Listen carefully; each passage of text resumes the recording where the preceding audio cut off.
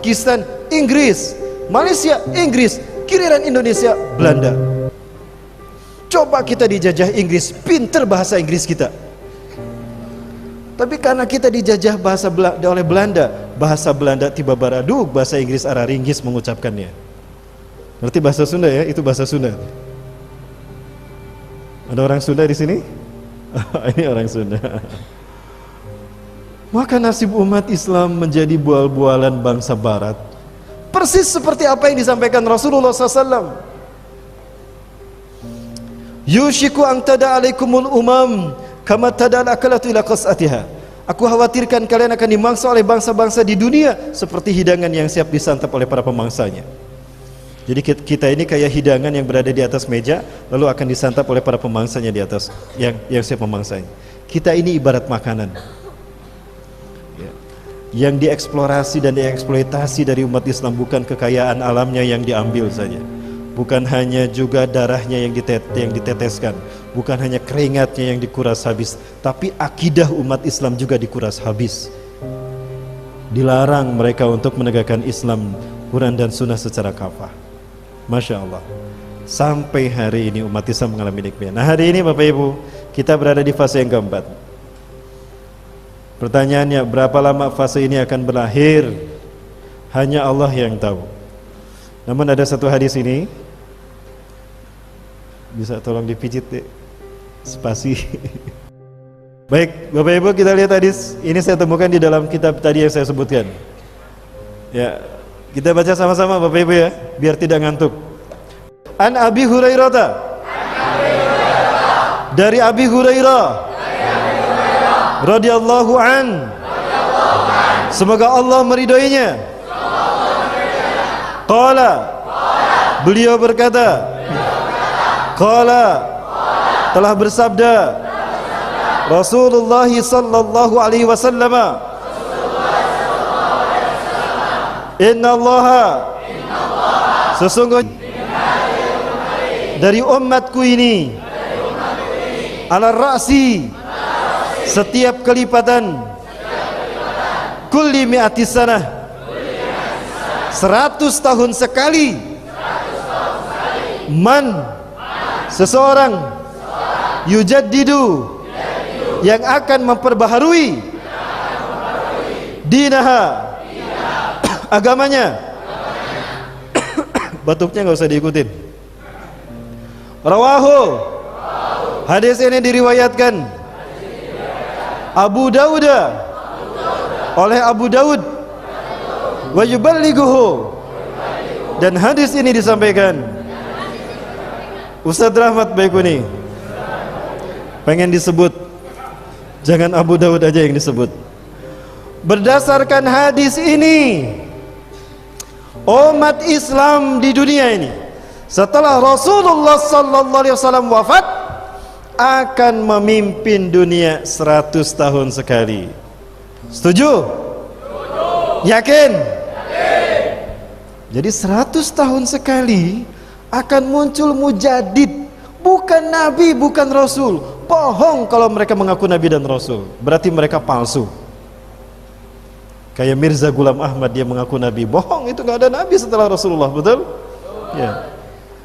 Yang ada adalah jika mengaku nabi, nah, itu dajjal namanya. Sayakhruju fi akhir zaman dajjalun, akan muncul di akhir zaman dajjal palsu. Ternyata dajjal ada ori, ada KW. Hum qaribun min salasin, jumlah mereka kurang lebih 30 orang saja. Kulluhum yasumuna annahum nabiyyun, annahum rasulullah. Setiap mereka mengaku nabi dan mengaku rasul. Wa minhum imra'atun, dan salah satu dari mereka ada perempuan yang ngaku nabi. Jangan jauh-jauh di Indonesia, ada tidak perempuan yang ngaku nabi? Siapa? Ya itu dia. Membuktikan hadis Rasulullah SAW. Nah yang muncul 100 tahun sekali setelah Rasulullah wafat adalah mujaddid, pembaharu, yang tugasnya satu, membersihkan Islam dari paham-paham sesat. Yujaddidu dinaha, Islam yang tadinya dibikin abu-abu, dilarang ini jadi bingung mana Islam yang benar. Maka kemunculannya akan mengembalikan Islam kepada ranah yang sesungguhnya sesuai dengan Islam datang pertama kali di zaman Rasulullah SAW dan para sahabat. Yang kedua, Islam akan memimpin dunia. Dan yang ketiga, Islam akan menciptakan kedamaian dan ketentraman. Yamlaul ardu adlan wa qistan kama muliyat julman wa jawran. Islam akan memenuhi dunia dengan keadilan dan kesejahteraan sebagaimana sebelumnya penuh dengan dan kezaliman. Terjadi setiap 100 tahun satu kali. Baik, abad kejayaan Islam sebelum kita siapa? Ya, kalau kembali kepada sebelumnya, Kang. Mas, kembali ke sebelumnya, Mas. Kalau di sini kita lihat kepemimpinan Islam atas dunia terjadi terakhir pada kekhilafahan Turki Utsmani, betul? Dan Turki berakhir di tahun berapa? 1924. Andaikan, mungkin ini yang membuat mereka menyebut saya cocok logi.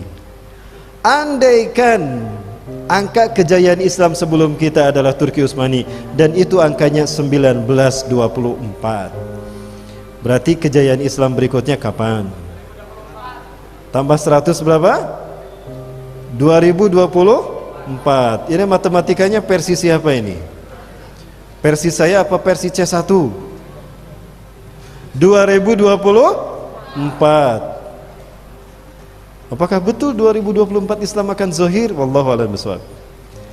Yang terjadi 2005, tahun 2005 iwafillah. Tahun 2005, mohon maaf saya kembali ke sini. Tahun 2005, 15 negara Eropa mengirimkan intelijen terbaik mereka berkumpul di markas CIA, Central of Intelligence of America, di Langley, Virginia, Amerika Serikat. 15 negara ini membicarakan hal yang rahasia versi mereka. Katanya rahasia, tapi kok kita bisa tahu? Berarti bukan rahasia. Mereka mengatakan, in 2024 we rise the new Islamic Caliphate in the world. In the world. Di tahun 2024 akan muncul sistem khilafah Islam terbaru. Berarti mereka yakin khilafah akan bangkit. Orang Eropa tuh beda dengan orang Indonesia. Kalau di Indonesia dilarang. Ya. Yang kedua, and Europe will become Muslim state. Eropa akan menjadi wilayah Islam. Coba Bapak Ibu lihat. Jangan menunggu 2024, lihat hari ini di London. Saya perlihatkan di London ini. Bagaimana London hari ini Bapak Ibu? Islam bangkit di sana, luar biasa. Tumbuh subur luar biasa.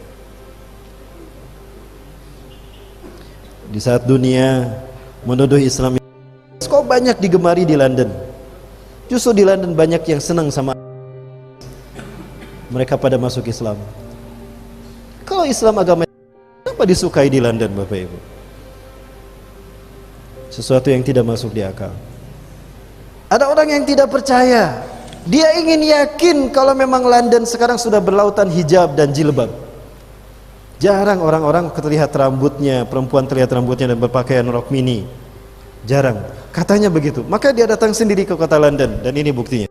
Dan sekarang saya perlihatkan di Denmark Bapak Ibu. Denmark adalah negara yang pernah memunculkan polemik penghinaan kepada Rasulullah SAW terbesar. Ada seorang kartunis membuat karikatur babi ditulisi Muhammad pakai sorban. Babi ini pakai sorban, kalau tidak salah ya, ada tulisan Muhammadiyah. Itu penghinaan pada Rasulullah. Ternyata di Denmark sekarang bisa berpeluang menjadi negara Eropa pertama yang menerapkan syariat Islam. Partainya Danish Muslim Party, partai Islam di Denmark, ini menguasai sepertiga parlemen dan mereka berencana akan menerapkan syariat Islam. Balik. Takbir. Negara ini bisa menjadi berpeluang untuk menjadi negara Islam pertama di Eropa. 700.000 orang turun ke jalan. Ada yang bilang 700.000, ada yang bilang 600.000 orang. Di Denmark ini, panji khilafah tegak di sana. Yang di Indonesia ini diwaspadai tidak boleh ada berkibar, di sana berkibar justru Bapak Ibu. Dan bukan hanya kaum pria, akhwatnya pun ikut. Dan mereka berharap Quran hadis mengatur negara mereka. Ini negara yang bukan negara Islam. Islamnya dihormati seperti ini. Lalu kita negara yang mayoritas Islam, bagaimana nasib umat Islam di tanah air? Padahal bangsa ini merdeka karena perjuangan umat Islam.